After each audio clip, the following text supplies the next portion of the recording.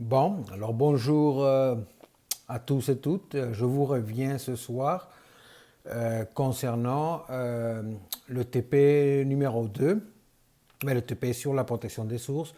Alors j'ai reçu un ensemble de questions de plusieurs d'entre vous et le but de la rencontre aujourd'hui, c'est de répondre de manière compilée à ces questions-là, ce qui vous aidera à continuer la résolution de ce problème-là.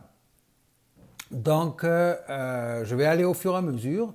Il y a plusieurs équipes qui m'ont posé deux ou trois questions similaires. Alors, ça se peut que je me répète, mais le fait de garder cette vidéo enregistrée, ça vous permettra de revenir sur les réponses et voir si vous avez compris ma réponse. Alors, je rappelle que le but de cet exercice, de ce TP-là, est de comprendre une démarche.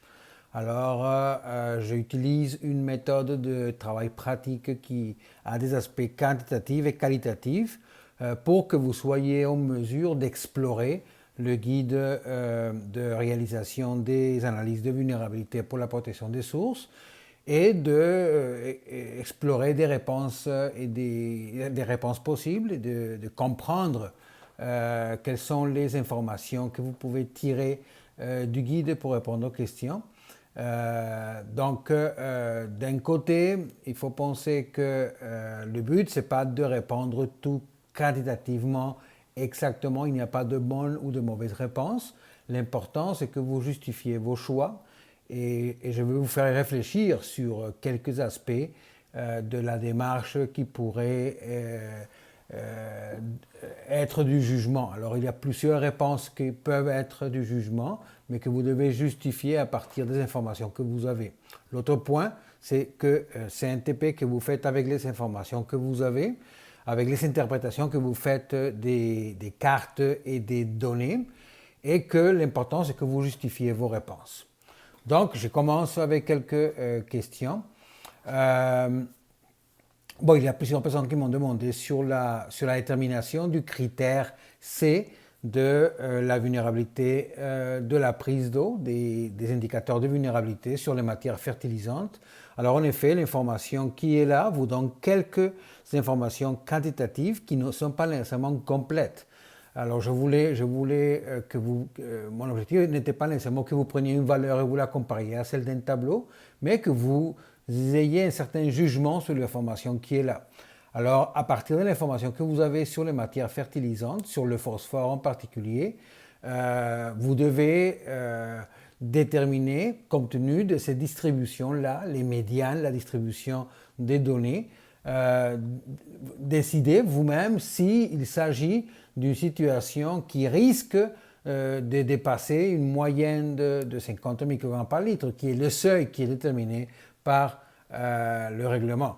Alors, vous n'avez pas la réponse directement, mais vous avez des éléments de réponse que vous disent que peut-être oui ou que peut-être pas, mais que vous devez le justifier. En fait, le but, c'est utiliser des données pour dire, compte tenu de ces données-là, je pourrais dire que c'est bien possible que la moyenne se retrouve ou pas en bas ou au-dessus de cette valeur-là qui est celle qui est déterminée par le guide. Donc c'est un peu de jugement mais avec de la justification. On me demande pour ce qui est des contaminants à identifier dans la question de quel est le type de précision qu'il faut donner. Est-ce qu'on parle des groupes de contaminants, c'est-à-dire est-ce qu'on parle des indicateurs ou on parle de contaminants spécifiques. C'est une bonne question. Donc pour le but de l'exercice, c'est pouvoir identifier quels sont les groupes de contaminants ou les contaminants qui sont associés aux indicateurs, c'est-à-dire de quel indicateur il s'agit. Parce que rappelez-vous que le but de la démarche, c'est d'avoir le type de contamination possible dans l'environnement pour l'eau. Le guide et le gouvernement établissent ces contaminants selon les indicateurs, donc 5 types de contaminants ou des groupes de contaminants. Lorsqu'on parle de contaminants organiques et inorganiques ou des types de pollution organique et inorganique, on parle d'un groupe de contaminants.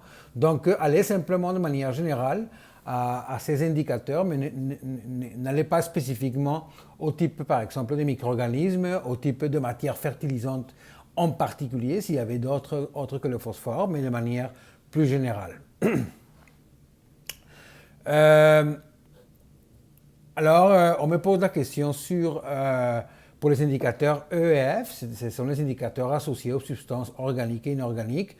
À différence des autres indicateurs, les indicateurs EEF sont basés sur un nombre de paramètres ou de substances organiques importants pour chacun des cas, et la méthode de détermination de la vulnérabilité ou de la catégorie de vulnérabilité dans laquelle se retrouve chacun de ces groupes de contaminants est basée plutôt sur le fait qu'un ou des contaminants dépassent. Donc, pour répondre à cette question-là, vous devez utiliser les substances que vous avez effectivement dans les tableaux, à partir de l'information disponible qui peut être partielle. Donc, vous vous basez sur ce que vous avez, parce qu'en réalité, ce ne sont pas toutes les municipalités qui ont toute l'information disponible pour répondre à ces questions-là, mais vous vous basez sur ce qu'il y a. La différence, c'est que E et F sont des groupes de contaminants. Alors, si vous allez au guide, vous allez bien retrouver le seuil ou le critère qui est utilisé pour dire dans quelle catégorie on se retrouve. Voilà, d'autres questions. Bon, effectivement, le but aussi de l'exercice, c'est que vous appreniez à utiliser le guide. Alors, le guide, c'est un guide de démarche qui contient beaucoup plus d'informations des fois que celles que vous avez besoin. Alors, première chose, lorsque vous allez trouver de l'information ou chercher de l'information dans le guide, dites pas nécessairement dans quelle page, mais quel tableau vous avez utilisé,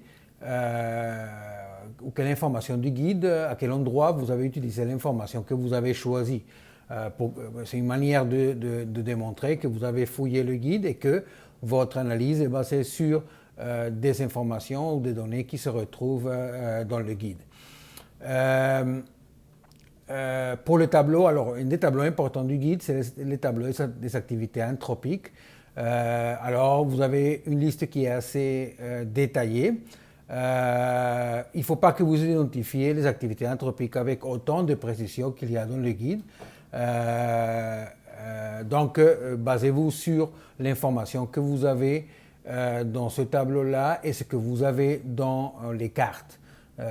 Rappelez-vous que vous devez choisir ou sélectionner seulement un nombre limité d'activités anthropiques ou d'activités potentielles. Donc, une fois que vous avez identifié l'activité, vous allez au tableau 36 pour trouver des formes d'occupation du territoire qui sont associées, mais il ne faut pas aller nécessairement dans le détail. Une question qui m'a été posée 2 fois, c'est sur la fameuse industrie. En fait, j'avais dit dans le cours qu'on voyait clairement dans la carte principale, on voyait clairement qu'il y avait une industrie que j'ai qualifiée d'industrie chimique. Alors, c'est sûr que dans cette industrie-là, si on dit industrie chimique, ce qu'on voit, ce sont des bassins d'eau usée. Alors, utiliser cette information-là, bon, il y a une industrie qui est localisée dans une superficie donnée, mais les bassins vont rejeter des eaux usées à un endroit particulier du cours d'eau, donc des effluents traités, parce qu'il y a comme un traitement, mais il pourrait aussi avoir des formes de contamination potentielle associées à cette industrie-là. Alors effectivement, l'industrie est localisée à un endroit particulier, ça peut recouper plus qu'une aire de protection. Alors faites un jugement par rapport à la localisation des formes de contamination qui sont les plus évidents dans cette industrie-là et aux endroits où vous les voyez sur les cartes. Alors c'est beaucoup d'interprétations sur les cartes ne sont pas super précises, mais il y a des choses qui sont plus évidentes que d'autres et vous pouvez des fois, si vous croyez qu'il y a une information dans la carte qui ressemble à une forme particulière d'activité, vous pouvez